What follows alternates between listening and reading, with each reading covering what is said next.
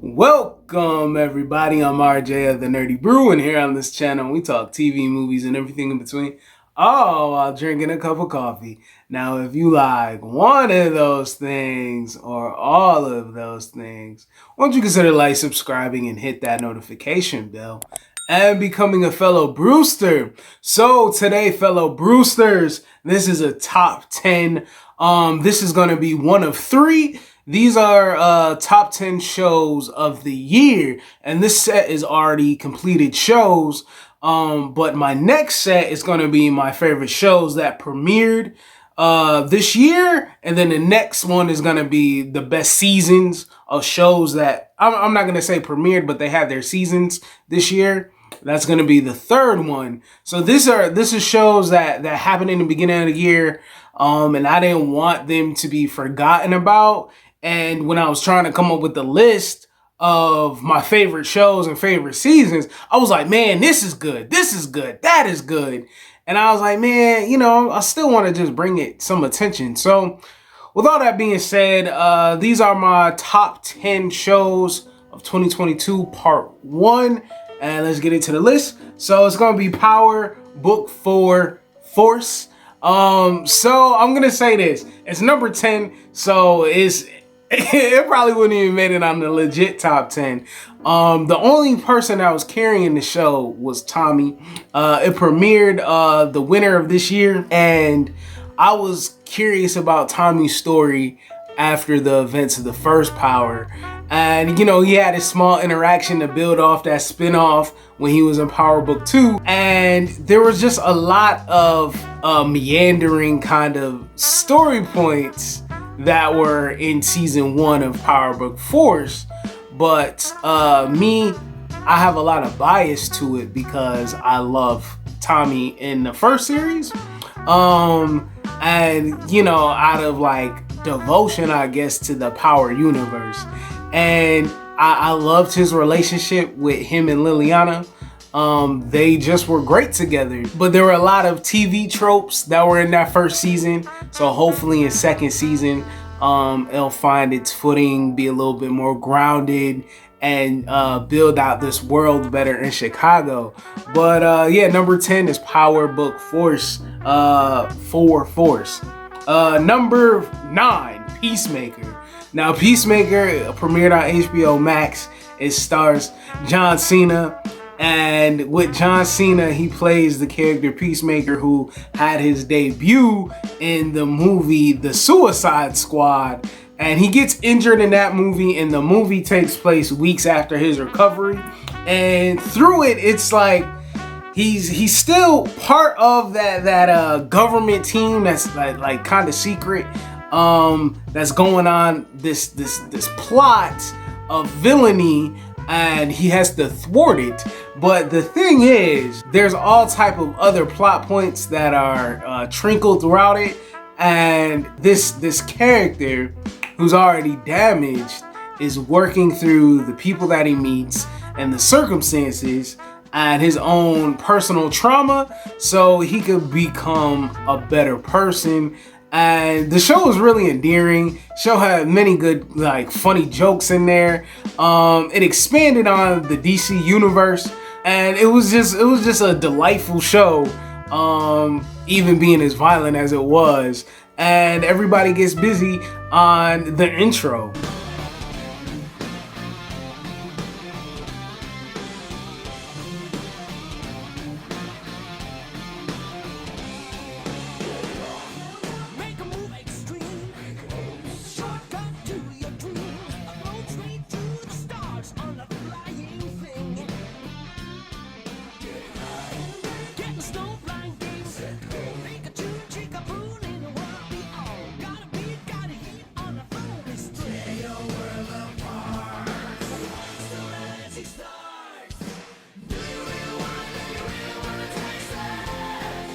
Number 8, Reacher. Reacher premiered on Amazon Prime. And Reacher is based off of the Jack Reacher books, which is a series of books. And I think the book that is title was called The Killing Fields. But instead of Tom Cruise, we have Alan Richardson, and he got jacked for the role. He got in amazing shape, trying to be more character accurate in the description, because from the books he's a beast of a man, like 6'4", 200 or something pounds. And you know, then we had Tom Cruise, who played him as Tom Cruise in his 2 outings. But this show was a good mystery. It was a murder involving his brother, and it was what his brother was involved in this small southern town, and how did it unravel, and who was behind it, and the things that he went through to figure out what it was. And he was military police, so he already had investigative skills, and he seen action, so he was capable of doing like combat. It's a really good show. I just recommend you watch it. So number 8 is Reacher. Number 7 is The Bust Down. The Bust Down premiered on Peacock, and it stars 6 black comedians. One of them died, and it was self-deletion. And I'm sorry that happened, where he couldn't have his proper happiness conveyed in a way that was healthy for him. But he ended up bringing up a great season of the show. He was one of the highlights. You know, they got a very funny joke about something that he goes through in the very first episode. And the show is they work at this casino, and they're all working part of the wait staff. And it's these young people trying to maneuver, being young and black, and being in a place of like less than middle class. And it just has very funny jokes. It's very humorous. It had me engaged, and that's my number 7 is The Bust Down. Number 6. Now this number 6 is another comedy called This Fool. And my cousin spent the last 8 years in prison. Sorry, I'm late. I'm just trying to help him, but that fool won't listen to me. Why does your body still look 19, but your face looks 56, fool? And This Fool premiered on Hulu, and the premise of the show is about this cousin who's part of this this nonprofit called Hugs Not Thugs. You've taken the first step towards gaining control of your life. At Hugs Not Thugs, we rehabilitate ex-gang members. We offer free legal counseling, solar panel installation classes. I even got dental insurance. And your teeth still look pretty f***ed up, though. Yeah, but guess what? They used to be even more f***ed up. And his cousin gets out of jail, and his cousin still has gangster mentality, and he's really like believing part of the program, and him part of the program. He wants to try to rehabilitate his cousin in the world, right? And his cousin doesn't take everything seriously. They have their own dynamic of trying to learn who one another is, and it's just a lot of humorous like antics throughout the show that they go through. I enjoyed it. I was so happy that it premiered, and it had me hooked from the first episode. And yeah, This Fool was a good show. I recommend it. I hope you watch it. Now, number 5. This is my top 5. I wanted to, do a video about it by itself, but my number 5 is Mo. Mo is on Netflix, and Mo is another comedy. And the thing about Mo, he's this, upper 30s, middle-aged, middle 30s. Middle 30s. He's this middle 30s Muslim man, and he is an amalgamation. He's a gumbo of cultures, right? Mo is he's American, he's a Houstonian, his girlfriend is Mexican, and his family is Muslim through and through, like traditional. But he's all into Houston culture. Toby Nwijue is his best friend in the show. And they just show a lot of love to the city of Houston. I'm currently in Houston right now. And, just seeing the landmarks and some of the places that they're at. And just like in the day in, and just like bringing out the culture that is out here. It was just a great highlight. And then him knowing or showing his love for the city. It's just a great show. And not only that, paying homage to the city of Houston, just the stuff that he goes through because he's just a person trying to figure it out. He's illegal. He's a hustler. He gets involved with the wrong people. He's trying to manage his family. He has a brother that's on the spectrum. And his brother is a sincere individual, but not everybody knows the level of, where he's at being on the spectrum. So there's just a lot of things he navigates, and he's trying to reconcile with his family. He's trying to appease his girlfriend because she's a girlfriend who's been a long-lasting girlfriend, and she needs structure and forward motion. And so that's a thing that's another additive. And the show's only 8 episodes, and they're half-hour episodes. It's a quick binge. Like, I really love that show quite a lot. So number 5, Mo. And I hope you take my recommendation seriously, because there's people at a point in time be like, oh, I need something to watch. There you go, man. It's a good show. Mo. Okay, number 4. I'm sorry. I had to do this to you. I tried to keep it, for the people and for the culture, but Mike Hulu ends up being my number 4 show. So with that, it's in my top 5.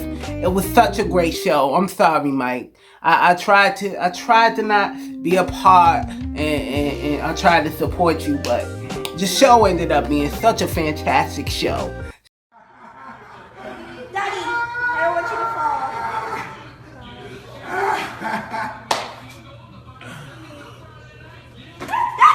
What was the problem? I broke my back. What do you mean by that? My back is broken. What, a vertebrae or what portion? Spinal. Such a fantastic show. I think that's a very good impression of my man Mike Tyson. So if you ever want to do a movie, Mike, you can get at me. But when it comes to the show of cataloging and doing the chronology of his story, or the things that he went through. And I think, honestly, the show was crafted as a good show. I feel sorry for Mike that he didn't have any involvement, but I can tell from my viewing of the show that they tried to be honest and endearing as possible. And they just took it from his story. His story is out there. But I honestly feel just how the show was crafted.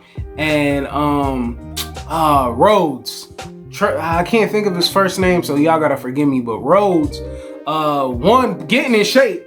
He was already in shape, but putting on that muscle for that man's body build, that's dedication. And just he did this thing, because when Mike talks, he hand gestures. He hand gestures a lot when he speaks. And it's very fluid. And he was just able to imply that. He did his best impression of what he could for Mike. And I just enjoyed, the show was good. It was good. And it doesn't shy from, it doesn't paint Mike as a hero. It paints him as a person who had a turbulent and volatile and versatile life. And I think it was a good show. I'm sorry I went against the culture, but sometimes you just gotta get the recommendations. So I went out there and got them recommendations. Yeah, I felt like it was a good show. So number 4 is Mike. Yeah, so number 4 is Mike. I don't want to eat your children. Yeah, so it's Mike. So number 3 is Winning Time. Now, Winning Time premiered on HBO, and Winning Time is about the beginnings of the LA Lakers, and it's about the first round of what the LA Lakers was, and how the doctor, I can't remember his name, but it was played by John C. Reilly, and who's also Wreck-It Ralph.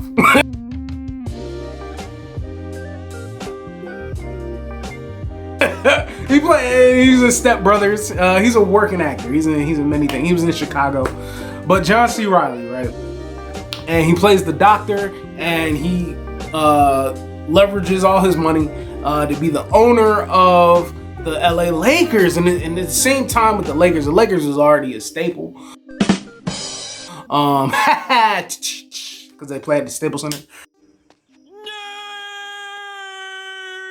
But they're already a staple, but he wants them to be as legendary as they were.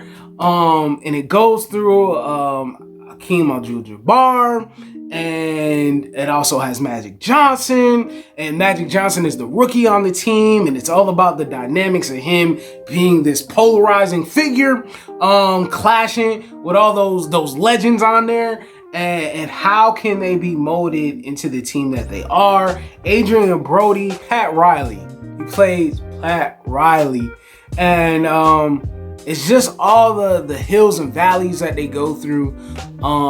Losing money, trying to gain allies, trying to become a team, get to the championship, the rivalry with Boston. All of those things heavy on the first season.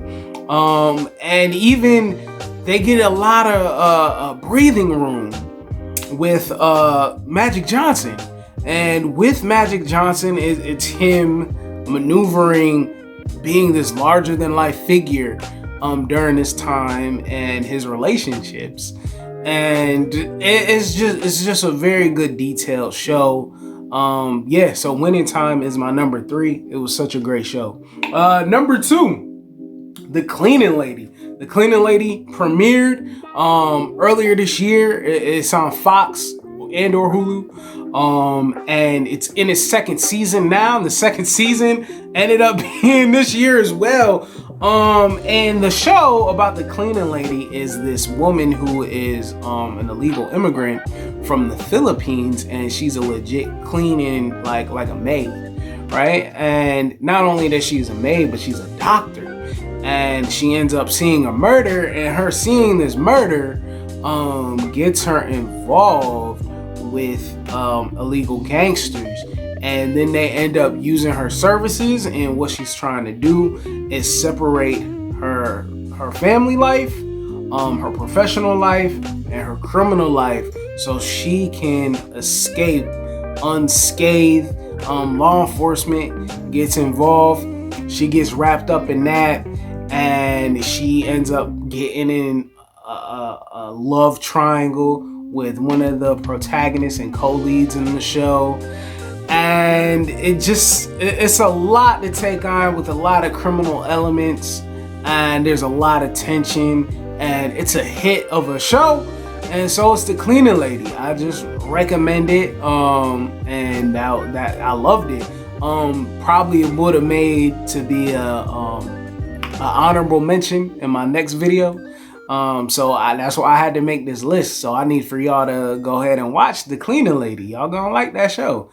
Okay, number 1, out of part 1, it probably if it probably came out later this year, then it probably would have made it on the list, but it came out mad early. But still, for part 1 out of 3 videos, Bel Air came out earlier this year, and Bel Air is a retelling of Fresh Prince that starred Will Smith. The show is about, it's a remake in the sense of a dramatization of the things that happen, or updating what happened in the Fresh Prince of Bel Air. And the show crafts its own story, and paints its own narrative, but at the same time it pays homage, and there's Easter eggs of what came before it. And they have the new Aunt Viv, who's very endearing, and she's very sincere about her relationship with Will. Carlton, he's on something else.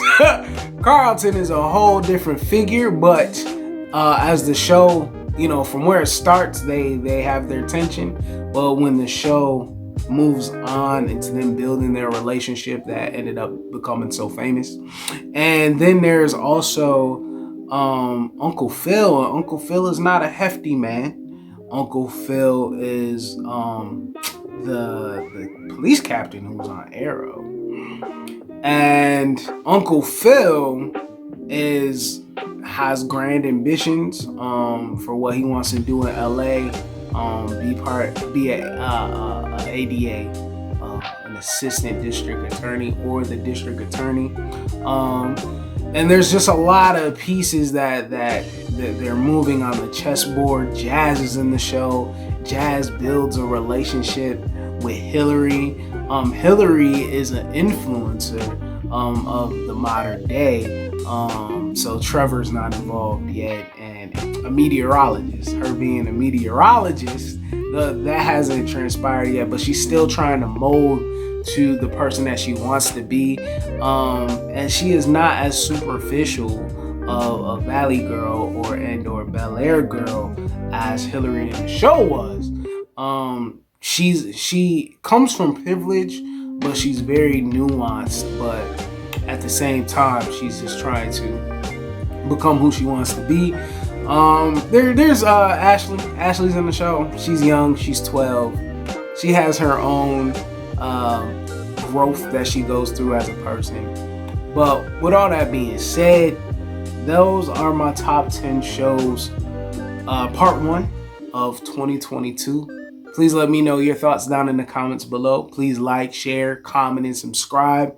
There are many different videos and projects we're working on, coming to the channel. And just stay tuned and subscribe and hit that notification bell. Also, go into your phones and adjust for all notifications in the settings if you want to be updated appropriately when we drop some stuff. But that's about it.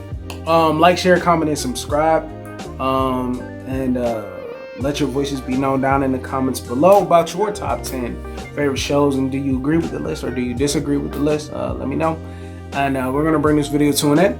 And I want you to be you, do you, see the bigger picture. Have a fantastic day, because you deserve it. This is that channel. Peace.